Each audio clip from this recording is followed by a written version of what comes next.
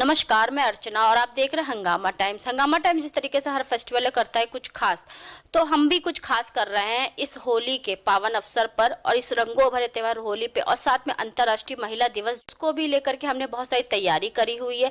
जिस तरह से हंगामा टाइम हर फेस्टिवल में कुछ खास करता है और तैयारियां पहले शुरू हो जाती हैं, तो वहीं पे अंतर्राष्ट्रीय महिला दिवस की हमने तैयारी शुरू कर दी है और आपको हम दिखा भी रहे हैं कि लखनऊ की जो कुछ खास महिलाएं हैं वो किस तरह से समाज में कुछ खास करके उन्होंने अपना मुकाम हासिल करा हुआ है।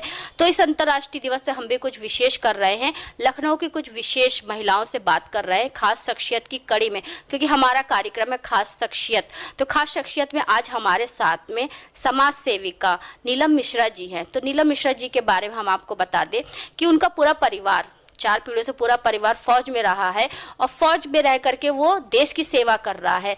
वहीं वो अपने घर में रह करके और अपने आसपास के क्षेत्र में ऐसी महिलाओं को जागरूक करती हैं जो समाज में कुछ अच्छा कर सके, क्योंकि हमारे अंदर जो प्रतिभा है वो हमें पता होता है, लेकिन हम कहीं ना कहीं घर में रहते, अकेले रहते, हम सोचते कि हम क्या कर सकते हैं। लेकिन ऐसा व्यक्ति जब हमारे जीवन में आता है जो हमसे कहता है कि आप ये कर सकते हो और हमें मोटिवेट करता है, हमें प्रेरणा देता है और आगे बढ़ने के लिए कदम से कदम मिलाकर हमारे साथ चलता है, तो हमें बहुत खुशी होती है। तो ऐसे ही बहुत से लोगों के जीवन में खुशियां भी खेल रही हैं नीलम मिश्रा जी, जो कि लोगों के मन में ये आत्मनिर्भर और आत्मविश्वास पैदा करती हैं कि तुम कुछ भी कर सकती हो, तुम महिला हो। जब आप अपने पति बच्चों को इतना अच्छा आप बना सकते हो तो आप कुछ भी कर सकते हो। कहते नहीं है, जब इस सृष्टि का निर्माण हुआ था तो ब्रह्मा जी ने आधे शरीर से महिला को जन्म दिया था और आधे शरीर से पुरुष को जन्म दिया था। तो महिला कुछ भी कर सकती है, ये अधिकार भगवान ने दिया था। तो उन्हीं सब चीज़ों की सिर्फ जागरूकता वो महिलाओं में जागृत करती हैं। तो इसी विशेष कड़ी में हमारे साथ में नीलम मिश्रा जी हैं, तो हम उनसे बात करेंगे उनके जीवन को लेकर कि वो शुरुआत में क्या थे और उन्हें किस किस समस्याओं का सामना करना पड़ा, क्योंकि जहाँ संघर्ष है वहाँ पे संघर्ष भी है। तो संघर्ष के साथ में, हर्ष के साथ में संघर्ष करते रहिए, कब आपका संघर्ष हर्ष बदल जाएगा आपको पता नहीं चलेगा। तो हमारे साथ में जुड़ रही हैं समाज सेविका नीलम मिश्रा जी। मैम, आपका बहुत बहुत स्वागत है हंगामा टाइम न्यूज़ चैनल में। आपका बहुत बहुत धन्यवाद। हंगामा चैनल से हम अर्चना जी का बहुत धन्यवाद करना चाहते हैं कि ये शहर की प्रतिभा को पहचान रही हैं और इस उम्र में लोगों को आकर अपना संदेश दे रही हैं, उनको प्रोत्साहित कर रही हैं। आप हमसे किस बारे में क्या जानना चाहेंगी, हम आपके सवाल का जवाब देने की कोशिश करेंगे।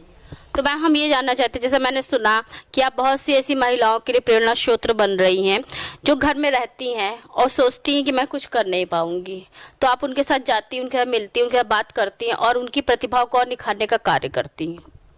अर्चना जी, हमारी पूरी कोशिश रहती है कि जो निम्न परिवार से हमारी महिलाएं हैं जो आज तक नहीं निकल पाई हैं बाहर, निम्न नहीं बाहर, बहुत अच्छे अच्छे परिवारों से भी महिलाएं ऐसी हैं जो अपने टैलेंट को अंदर दबा के ही रह गई और बाहर नहीं निकल पाई। हम उन सभी महिलाओं से मिलना चाहते हैं कि वो क्या कर रही हैं। जब हमने ये सोशल वर्क शुरू किया तो क्योंकि आर्मी में रह के एक वेलफेयर सेंटर होता है हम लोगों की जॉनीज वाइफ्स के लिए, वहाँ पर हम उन लोगों को कढ़ाई, बिनाई, सिलाई, ब्यूटी पार्लर, जो कुछ भी हो सकता है, हमारी सीनियर ऑफिसर्स वाइफ्स लोग उनको सिखाते हैं। वो महिलाएं जब रिटायर हो जाती हैं तो उनको सराउंडिंग वैसी नहीं मिलती कि हम बाहर जाके किस तरह का कार्य करें, तो हम उनको पूरी तरह से मदद करते हैं, उनको बताते हैं कौन सा एरिया सेफ है, कहाँ पे आप आजकल योगी सरकार में तो सभी कुछ सेफ हो गया, पर पहले हमको उनको आगाह करना होता था कि किस जगह पे आप क्या कर सकते हो। पढ़ी लिखी महिलाएं जो घर से आज तक नहीं निकली, बच्चों को, परिवार को पालने में लगी रहीं और अपना टैलेंट कहीं ना कहीं वो दब के रह गया। पढ़ी लिखी, सब कुछ किया, पर टैलेंट जब दब गया और अब जब उनको हौसला देते हैं कि क्यों नहीं आप भी ये चीज़ कर सकती हैं। एक राजनीति का हमको लगा कि एक अच्छा प्रभाव है लोगों पे आजकल, जब से बीजेपी है, हमने सोचा एक अच्छा प्रभाव है तो कुछ राजनीति के लिए हम औरतों को लेकर बाहर आएँ और इस देश को सुधारने के लिए पढ़ी लिखी महिलाओं को भी बाहर करें। यानी कि आप राजनीति क्षेत्र से भी जुड़ी हुई हैं? थोड़ा बहुत हम राजनीति क्षेत्र से भी जुड़े हुए हैं, क्योंकि हमको लगता है जब कभी किसी महिला की परेशानी की ज़रूरत होती है तो मुझे थाने की ज़रूरत पड़ती है, मुझे पुलिस की ज़रूरत पड़ती है।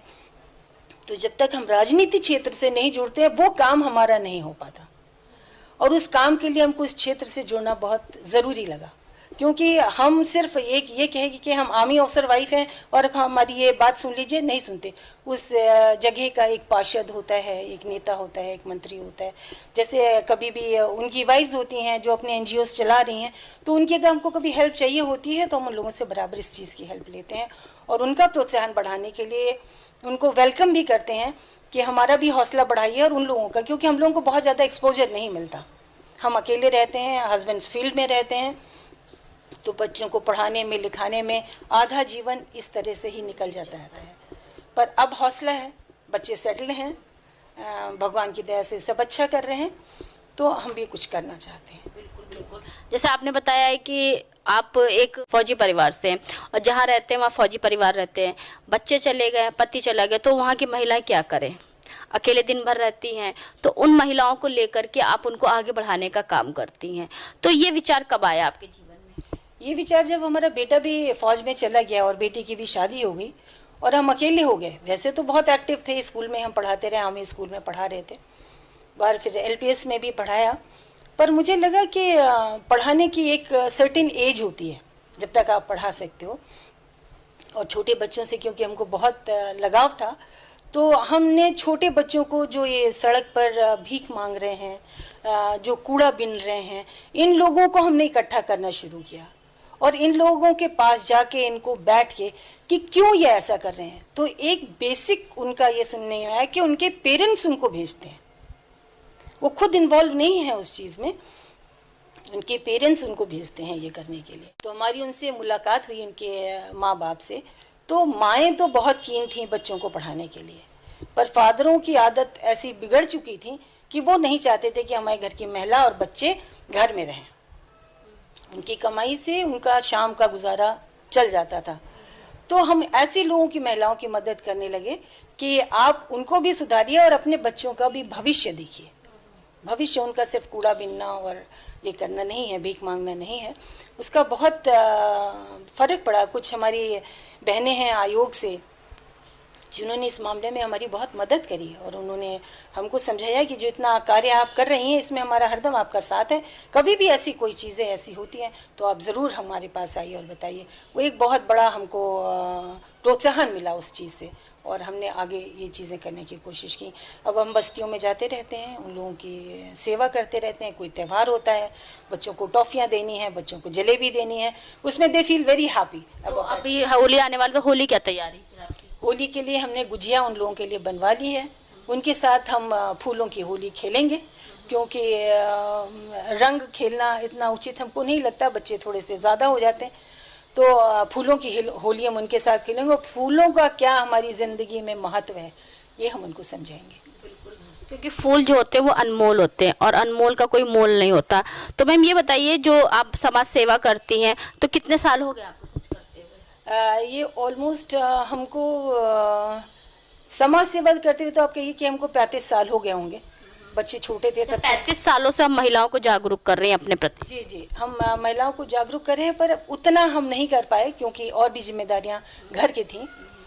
पर अब हम खुलकर बाहर आए हैं। सेवा तो हम बराबर करते रहे, चाहे आप उसको वेलफेयर सेंटर के लिए उसमें कह लीजिए। एक भावना तो हमको फौज से ही मिली कि आप अपना वेलफेयर सेंटर चलाइए और उन लोगों को सिखाइए, क्योंकि गांव से महिलाएं आती थीं और उनको सिखाना भी बहुत अच्छा लगता था। एक छोटे बच्चे की तरह इनोसेंट महिलाएं जब कुछ सीखती हैं तो आपको भी बहुत अच्छा लगता है। इस अंतर्राष्ट्रीय महिला दिवस पे हम भी कुछ खास कर रहे हैं, लखनऊ की कुछ खास महिलाओं से बातचीत कर रहे हैं। तो जो महिलाएं आपको देख रही हैं और जो हमारे दर्शक देख रहे हैं, तो इस अंतर्राष्ट्रीय महिला दिवस पे सभी को क्या शुभकामनाएं देना चाहेंगे आप?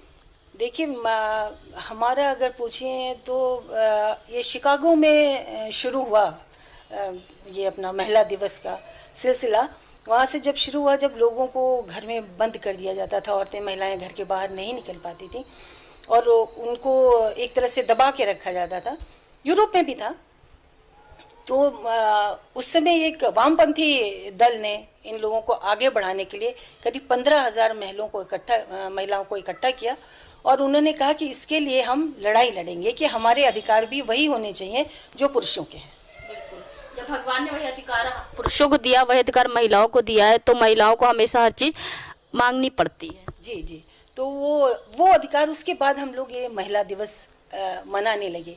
पर थोड़ा सा कल्चर फ़र्क होने के हिसाब से अगर आप देखें तो हमारे हिंदुस्तान में एक सशक्त महिला बहुत कुछ, जीजाबाई जैसी हमारे यहाँ पर हुई, और रानी लक्ष्मीबाई जैसी हुई, और बलिदान करने वाली भी हमारी पन्नाबाई जैसी जो हुई, जिन्होंने अपने बच्चों का बलिदान एक राज्य को संभालने के लिए दे दिया। भगत सिंह जिनके पुत्र थे, बेटे थे, वैसी माता जिनको पूरे देश पे गर्व है, आज भी गर्व है, क्योंकि वो ऐसा शहीद था जो सबसे कम उम्र का था, और उसकी माँ ने जब ये सुना कि मेरे बेटे को फांसी होने जा रही है तो उसके आँख के आंसू ही खत्म हो गए। जी जी बिल्कुल, क्योंकि वो एक हौसला जो अंदर होता है अपने देश के लिए, अपने समाज को सुधारने के लिए, वो किसी आंसू, किसी मुस्कान का इंतज़ार नहीं करते। वो एक लगन है, एक हौसला है कि हमको ये चढ़ाई चढ़नी है, और वो उस रास्ते पर चल पड़ते हैं। तो हमको ये लगता है कि इस तरह के हौसले बच्चों को देना आज के समाज में बहुत ज़रूरी है, और महिलाओं को जागरूक करना बहुत ज़रूरी है। घर में अगर देखिए, आज भी महिलाएं ने अपना लिबास नहीं छोड़ा। अब वेस्टर्नाइज होने लगी हैं लड़कियां, पर महिलाओं ने साड़ी आज भी फॉर्मल ड्रेस में ही रखा। हमने पैंट, कोट और टाई को फॉर्मल नहीं रखा। हमारी शेरवानी और पैजामा और कुर्ता ही हमारी फॉर्मल ड्रेस रही। तो हमने जिस तरह के समाज को महिलाओं ने समेट के रखा, पुरुषों का उतना योगदान उसमें नहीं रहा, और इस चीज़ को आज का पुरुष पहचान रहा है। ये जनरेशन आज इस महिलाओं को पहचान रही है कि वो हमसे कंधे से कंधा मिलाकर चल सकती हैं। तो हौसले में तो दोनों बराबर हैं, पर अगर आप ज़िंदगी के तजुर्बे से पूछें तो मुझे लगता है समाज में रह के घर परिवार को भी संभालना महिलाओं के लिए बहुत ज़रूरी है। वो ऐसी एक जगह है जहाँ से पहली गुरु महिला अपने बच्चों की, जिन्होंने संस्कार दे के बाहर भेजा कि लोगों की इज्जत कैसे करनी है, समाज को कैसे संभालना है, परिवार को कैसे लेकर चलना है, ये माँ ही सिखा सकती है। तो मुझे लगता है महिलाओं का जब तक बच्चे 6-7 साल के नहीं हो जाते, परिवार में रहना चाहिए। बहुत अच्छी बात कही मैम आपने। तो ये थी हमारे साथ में नीलम मिश्रा जी, समाज सेविका है, जिनकी विचारधारा आपने सुनी। तो ऐसे ही हम अंतर्राष्ट्रीय महिला दिवस पे लखनऊ की कुछ खास महिलाओं से बातचीत कर रहे हैं कि इस अंतर्राष्ट्रीय दिवस से वो सभी को क्या शुभकामनाएं देना चाहेंगे। तो उन्होंने बताया कि महिलाओं को जागरूक करना, महिलाओं को पढ़ना और महिलाओं को आगे बढ़ने के लिए वो हमेशा प्रेरित करती रहती हैं। तो इसी के साथ मैं अर्चना आपसे इजाज़त लेना चाहूँगी। धन्यवाद। बने रहिएगा हंगामा टाइम न्यूज़ चैनल के साथ। हम आपको ऐसे ही लखनऊ की कुछ खास महिलाओं से मिलवाएंगे, इस अंतर्राष्ट्रीय महिला दिवस पे और खास बनाएंगे। हंगामा टाइम्स की तमाम खबरों को देखने के लिए हंगामा टाइम्स को सब्सक्राइब कर लीजिए और बेल आइकन दबा लीजिए। अगर आपको ये वीडियो अच्छा लगा हो तो लाइक बटन प्रेस कर अपनी प्रतिक्रिया हमारे कमेंट बॉक्स में देना मत